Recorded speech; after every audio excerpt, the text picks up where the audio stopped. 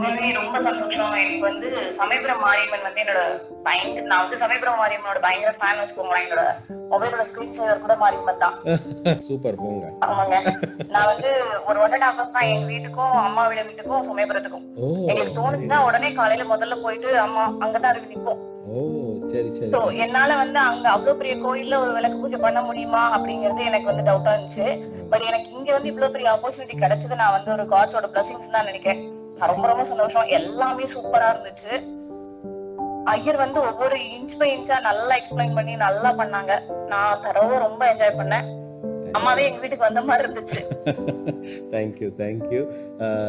Don't worry, next year எல்லாம் நல்லபடியா போய் எல்லாம் நல்லபடியா நடந்ததுன்னா அடுத்த வருஷம் விளக்கு பூஜை நம்ம கோவில் சைட்லயே வந்து ஒரு ஒரு ஒரு சின்ன ஸ்ட்ரக்சர் நம்ம ரெடி பண்ணிட்டு இருக்கோம். அடுத்த வருஷம் அந்த இடத்துல நம்ம எல்லாரும் அங்கேயே நம்ம விளக்கு பூஜை பண்றதுக்கான எல்லா சான்சஸ்மே இருக்குல்லக்கா. So thank you.